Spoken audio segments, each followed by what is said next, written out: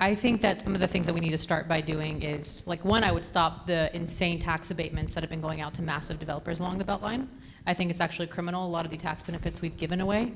And that being said, we don't need more than one development authority in the city. So Fulton County Development Authority no longer needs to do business within the city of Atlanta or give away any more tax abatements along the Beltline. That being said, I have also been working, we need to look at replicating the model that has been started in other cities and states. Of course, in other states where they have right to counsel, here we can mimic something similar called access to counsel. Because unfortunately, when you say right to anything in the South, it somehow gets killed by the state legislature. But access to counsel, which would be more difficult here because we do not track our evictions and foreclosures through court systems. Here it happens outside of it. We don't have tenant protections. So we need to work outside of the state to make sure that we can provide that and access to counsel and coming up with a tracking system to help people that are facing evictions and foreclosures and the seniors and any of us really that are facing predatory buyers attempting to come in, or those of us who are now victim to the effects of predatory lending, which we see time and time again with legacy homeowners and especially Black homeowners who have come under fire or are victims of predatory loans that they never should have received in the first place. So a lot of what we're seeing with this clearing out of legacy homeowners of these different families, especially working class families, that has been in the works for years. So being able to provide free access to counsel will really assist with that. In addition, making sure that we're providing protections. I'm sorry, I'm getting distracted. Is everything okay? I got it. Yeah. Got it. All right, that and providing protections for renters and, like I said, long-term legacy homeowners, looking at the tax protections we can provide, working to lobby the state to do things like provide doing caps on how much rent can grow, doing rent protection, rent control programs. But basically, the short term, what we can do, because those of us who know the state really does have their foot on our throats in terms of a lot of the things that we can do, which is why the programs I just named will actually be very beneficial in the long run until Atlanta can step up and be the city that it needs to be to form coalitions statewide to have a greater presence at the Capitol. Mandy, how about you? How are you going to curb the effects of gentrification in the district? So just to reinforce what you said, when you look at the data, this District 5 has changed and gentrified more than any other part of town in the last 10 years. And when you talk to the people that are a fabric of our community, they want to stay, because of redlining and other historic racist policies.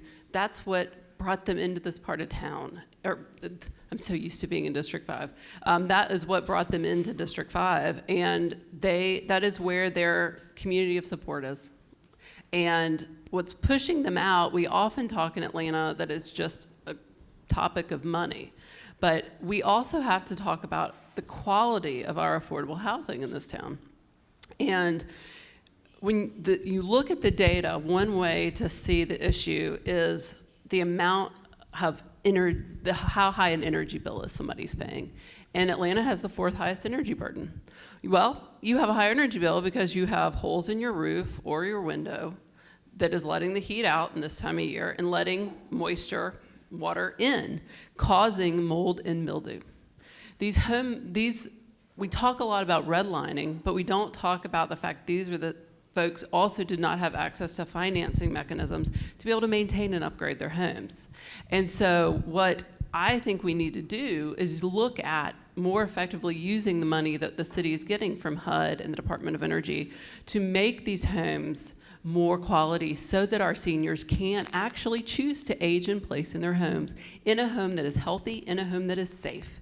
And we have really strong organizations throughout District 5 in Neighbor in Need and Kirkwood Cares and the like, but those have to be buttressed and supported by the additional federal dollars so that they can do more houses more deeply.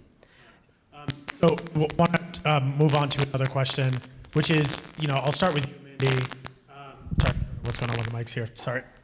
I'll just share this mic with you. The question is that the vast majority of people during the general election, all but a very small percentage, voted for Liliana. You are coming in with a lot of space to have to catch up. What is the strategy there? Is it, what is it that you think is going to have voters say, you know what, I know that almost a majority of folks wanted to have Liliana, but instead maybe Mandy is the right choice for me. So how do you make that leap? At the end of the day, I am someone who is very pragmatic and focused on getting things done. And I have spent over 20 years working in community and government policy in Atlanta and throughout the entire Deep South. So when I'm able to have conversations at the door with people, on the phone, listen to them and express to them that my focus is on the basic city services to repair things, and to talk to them about my experience in having done that and having secured federal dollars and having worked with philanthropy and having brokered strong partnerships, that appeals to people.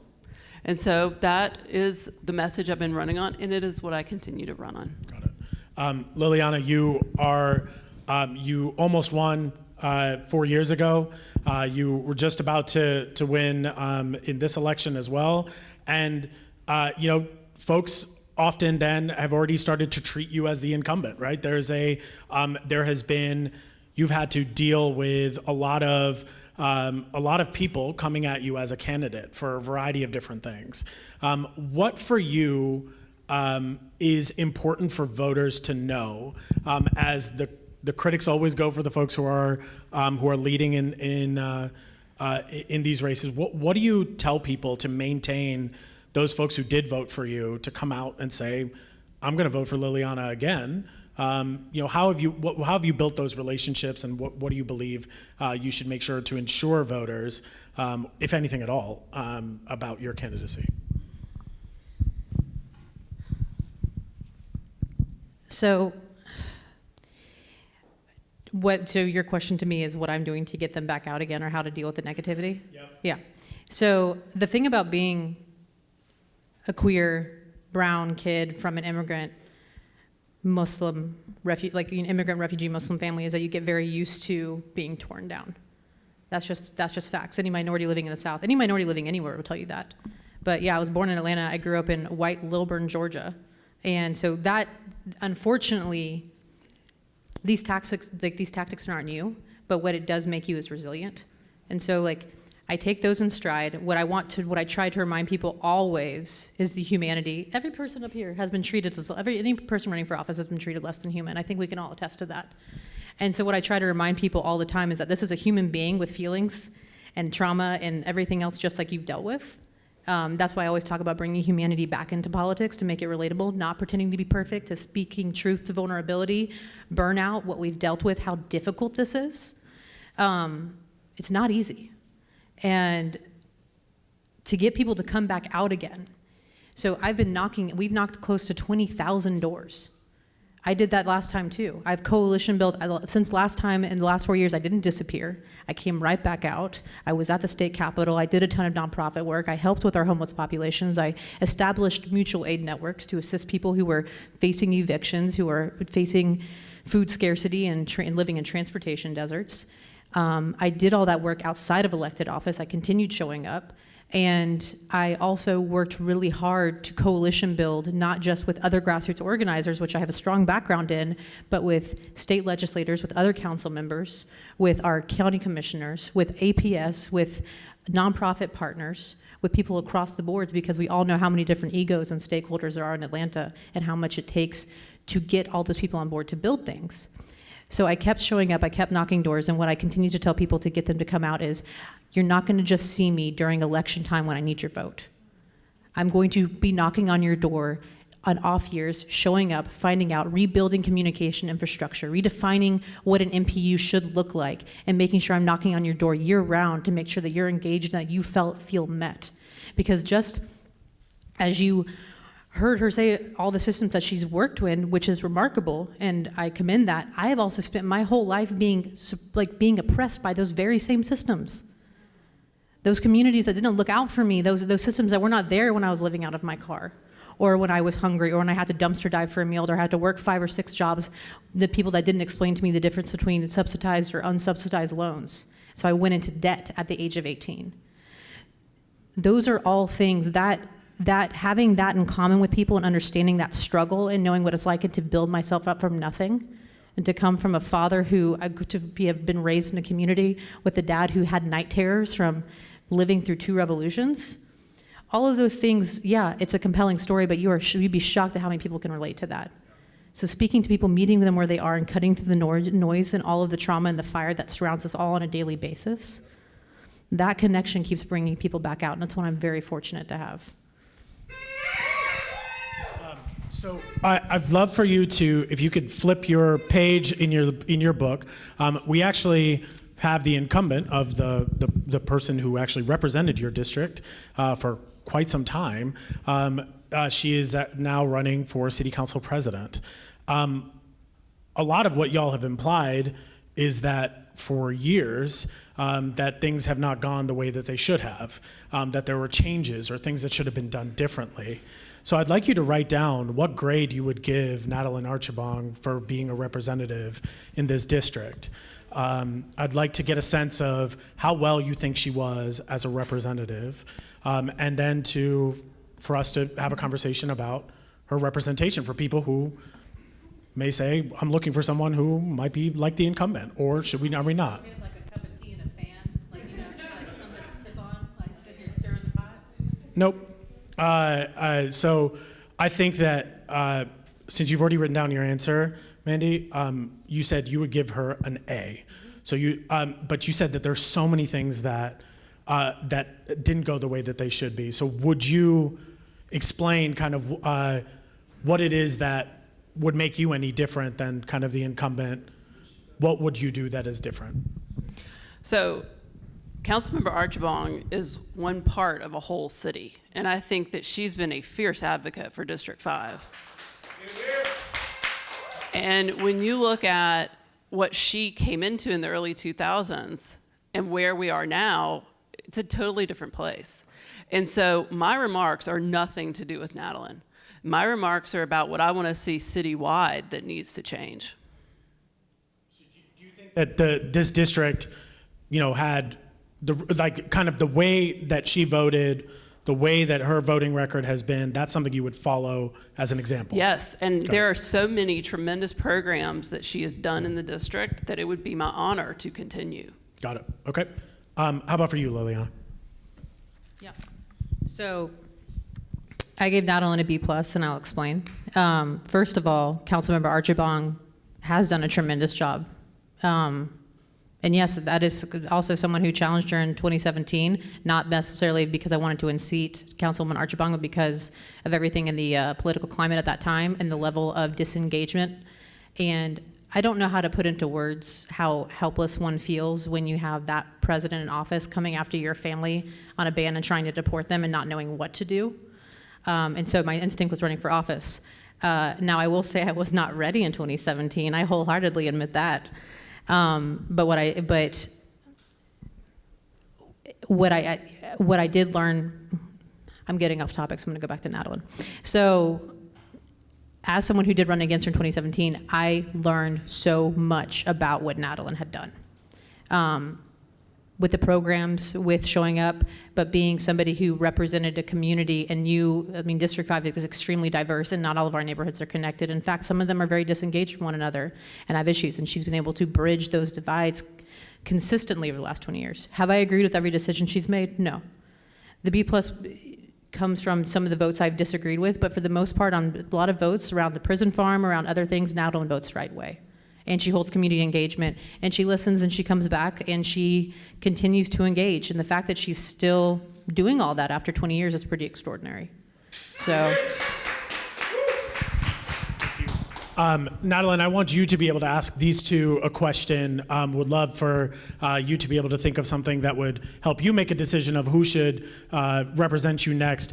Before I do that, and we'll get you a mic in just a second to be able to do that. This will also be the first time in a long time that District 5 does not have Black representation on council. And that doesn't discount the additional experiences that everybody brings to the table. But how do you how do you get maybe black voters who are in the neighborhood or folks who have felt that Atlanta has benefited from having black representation on its council? We are seeing a council that is certainly changing, as is the demographics of Atlanta. But how do you talk to black voters about what your representation would be on council and how you would represent the issues that matter to them? And I'll start with you, Liliana. Well, first, I don't talk at them, I listen to them. So the fact of the matter is, it's like I do identify as brown. That is not the same thing as being black in the South. And what I do, first and foremost, is I show up everywhere. There's always this assumption that when you're entering into these races, when I first ran, I was told that I would not be welcomed at black churches, that I would not be welcomed at senior towers, and that I shouldn't even try, which was a ludicrous statement, because I show up to all of those places. I go to a different church almost every Sunday. I show up to the senior towers almost weekly. And I've worked with these communities a majority of my life. My dad has been the pharmacist for a lot of our senior residents for the past 15, 17 years. I'll take that as a blow moment. And so how we work in those communities, in our black communities, is by showing up and listening, first and foremost, and deferring to experts on their own living conditions, and not tokenizing or fetishizing a black experience, and making sure that we do show up to churches and that we do show up and listen to these leaders in these spaces. And I have been lucky enough to be endorsed by people like our pastors in our district, and people and other community leaders of color, and organizations like ATL, United, like Communities United, that represent those communities. And it first starts with showing up and listening, and not coming in and thinking that you have all the ideas and that you are going to be a savior in a community that has already been living through decades of systematic oppression and racism, and simply giving them a seat and deferring to them when we need help, and lending an ear to that expert opinion, and then lifting up the work that's already being done, because none of these issues are new. So we shouldn't pretend like they are. So one of the things that anyone has worked with me knows is that I create the space and hold the space for hard conversations and durable change. And I find that being in community and working with black people, that is something that they deeply appreciate about my leadership style. So how do I create the space as a council member to support their vision, their views, what's on their heart that they want to see changed?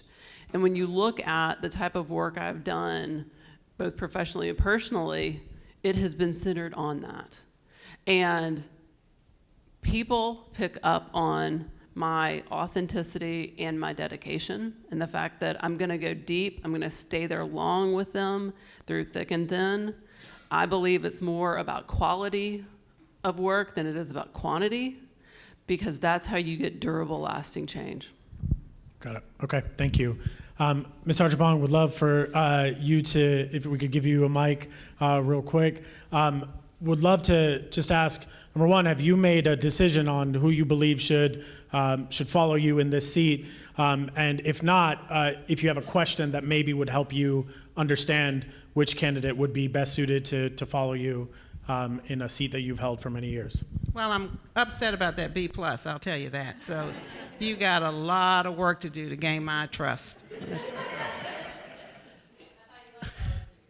No, not that much.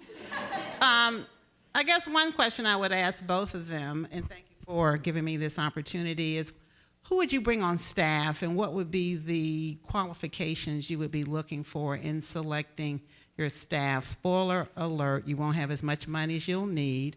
You'll have benefit packages for two, and traditionally council members have at least 2 staff members. So what are you looking for, and how would you select your staff?